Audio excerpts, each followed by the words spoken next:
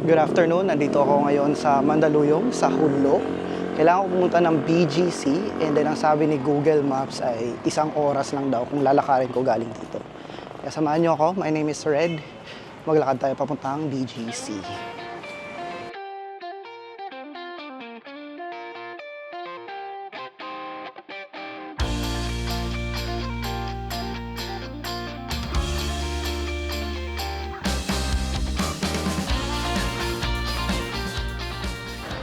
So ang kabaang ito ay ang Pantaleon Street mula sa ilog sa likod ko papuntang mga barangka ilalim, barangka itaas sa dulo. Meron akong walking tour a few months ago dito. If gusto nyo panoorin ang kahabaan ng daan na to, kumpleto yun doon. I-link ko na lang yun dito.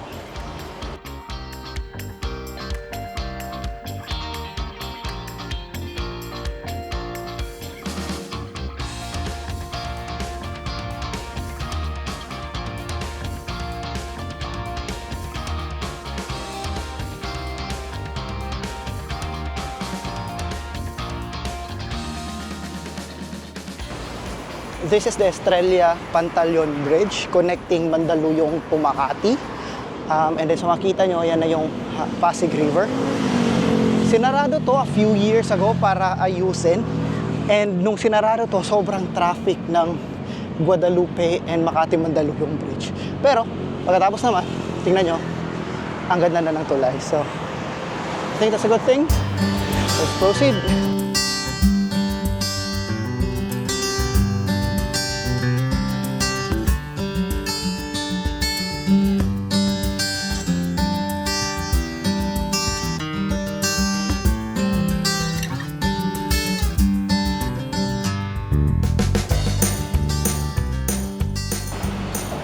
Okay, this is Rockwell. Yan yung dulo ng tulay.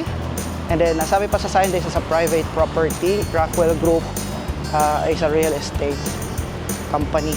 Now, tatawid lang tayo dito. Dadaan lang tayo hanggang umabot tayo ng EDSA.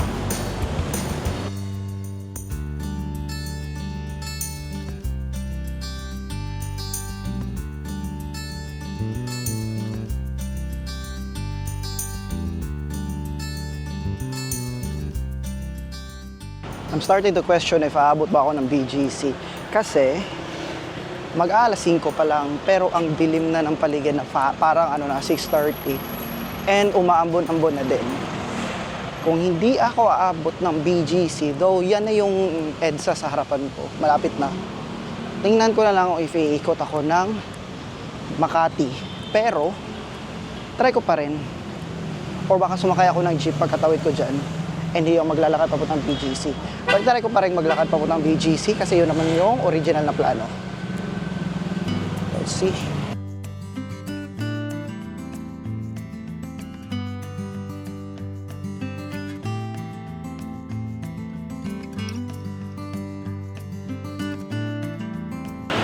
Nakailang beses na ako dumaan dito ng Grab. Ngayon pala ako maglalakad dito. Hindi ko alam, may daanan pala dito sa overpass. Nice.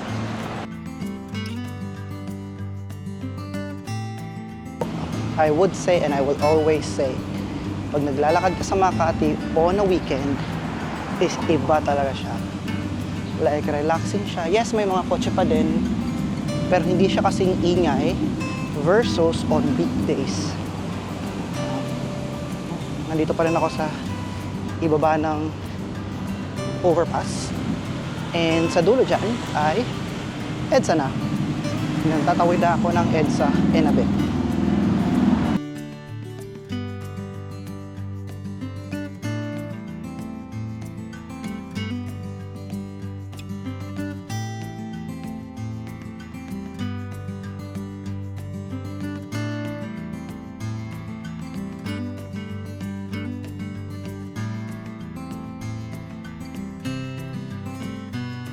Nandito na ako sa EDSA and I'm still glad nandito pa dito mga tanim-tanim na to. Naalala ko nung first time kong dumating ng Metro Manila, the city government or the MMDA, grabe talaga yung effort nila para gawing green ang EDSA. Sa sobra ba namang traffic dito sa EDSA ay tinatry talaga nilang at as much as possible maging, maging a little bit of green. Kaya may mga tanim na ganito. Ganyan. All along EDSA merong mga ganyan. Although hindi lahat, unfortunately. Pero meron.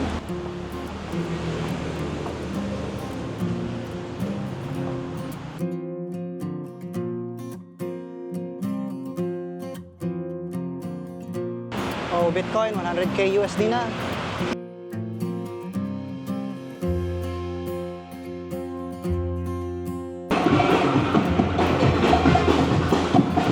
It's not good at construction. Happy Fiesta!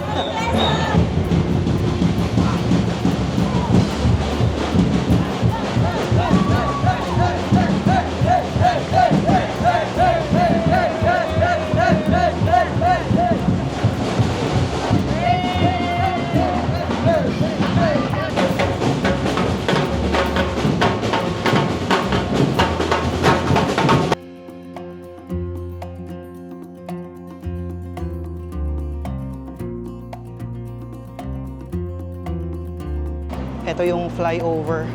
Pag galing yung kaninang sa Makati, pag aakyat ka doon, pwede kang dumiretso dito. Ang baba mo ay BGC na. So maglalakad lang tayo, nandito tayo sa baba. But before that, dumanayo, fiesta pala ngayon. December 8, Immaculate Conception. Fiesta pala ngayon ng Immaculate Conception.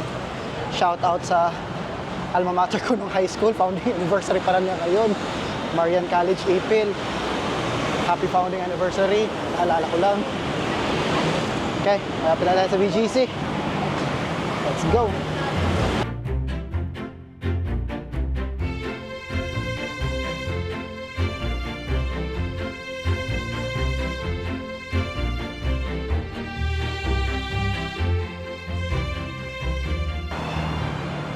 Naalala ko na, yung flyover pala kanina ay ang Kalayaan flyover. Ba't ko ba nakalimutan yun? Yan yun siya. So pag aakyat ka dun sa Estrella, ang baba mo dito ay BGC na.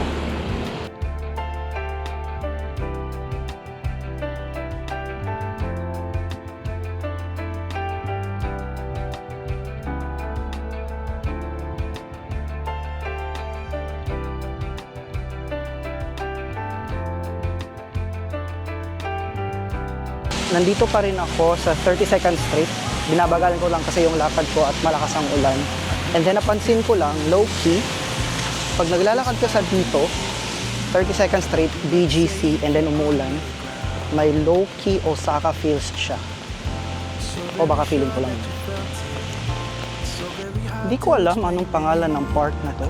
Nung tinignan ko sa Google Maps, ang nakalagay lang is 30th Track. Ano ba to? It's racing. Ang racing. Anyway, maganda ang park. Mas extra maganda siya ngayon na ulan. Tagal ko na umabot sa high school. Hindi pa rin ako nakakarating. Dami ko mga sites.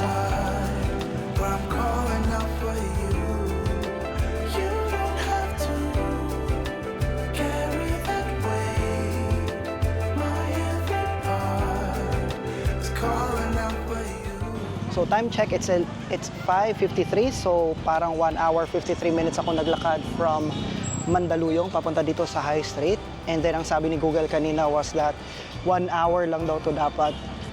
I think kaya inabot ako ng ganito kasi hindi naman ako diretsong naglalakad. Tumigil-tigil ako, nag-video ako for a B-roll, nagsasalita ako. And then at one point nawala pa ako dun sa Guadalupe nung napunta ko dun sa fiesta. But I think it's all good. Sabihin ko sa inyo mamaya bakit andito ako sa Jesus. Wow, tingnan nyo, ang ganda. Tingnan ko, sasabihin ko sa inyo mamaya ba't ako nandito, but for now, mag-iikot muna ako. See ya. But I feel your every motion as I'm calling out for you.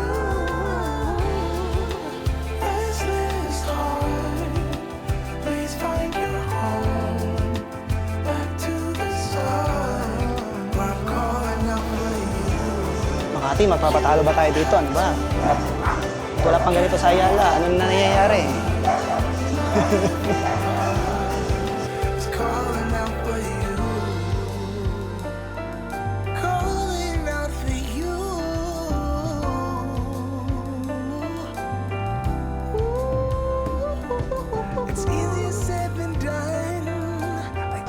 Akala ko mga food stalls nandito.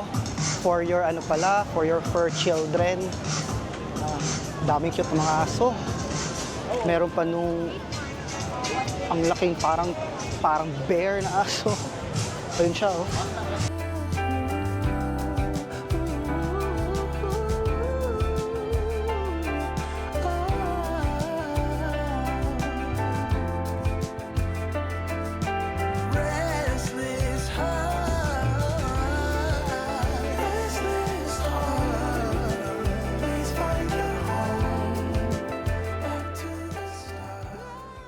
Hi. So, nakauwi na pala ako. Nakalimutan kong sabihin ba't pumunta ko ng BGC. Pinapunta ko kasi yung asawa ko and then nag-dinner na lang din kami. Nakalimutan ko na wala pala akong pangtapos dito sa video and hindi ko din sinabi ba't pumunta ko ng BGC. Sa totoo lang, wala naman talaga ako like malaking rason ba't pumunta ko ng BGC today. Gusto ko lang mag-exercise. Ang favorite ko kasi na exercise maglakad-lakad. Pero ayoko kasi sa treadmill kasi naboboard ako. And parang ayaw ko na din hindi mas ayaw ko maglakad sa Mandaluyong, pero lagi lang kasi ako na dito sa Mandaluyong. And then a few weeks ago, may napanood kasi ako ng video na nilakad niya from BGC to QC. So naisip ko, tingnan ko sa Google Maps kung gaano kalayo ang dito sa amin papuntang BGC naman. Tapos nakita ko, 1 hour lang. So try ko kasi nung last time dito sa amin papuntang Pedro Hill, papunta doon sa Roas Boulevard, is 1 oras lang din. Sabi ko, magkalapit lang din pala. So, try ko na lang din maglakad sa papuntang BGC. So, ayun, naglakad ako papuntang BGC for exercise purposes lang. Naka 10,000 steps nga ako mahigit eh. Kaya, yun, hopefully, next time, samahan nyo din ako. Try kong maglakad na naman sa iba pang lugar. Supposedly, Saturday, kasi linggo ngayon, Saturday kapon, pupunta dapat ako ng Pasig. Pero, nasira kasi yung ferry malapit sa amin. Hindi yung ferry mismo, but yung parang port nila or yung station nila. Kaya hindi ako natuloy. Kaya tinry ko na lang mag BGC. Sana pala tinignan ko kung paano papuntang Pasig kung naglakad lang ako. Baka next time. Anyway, dami nang sumasabi, mag-Christmas na kasi, kaya matutulog na ako. Good night. Tingnan nyo na lang ang Mandaluyong sa gabi.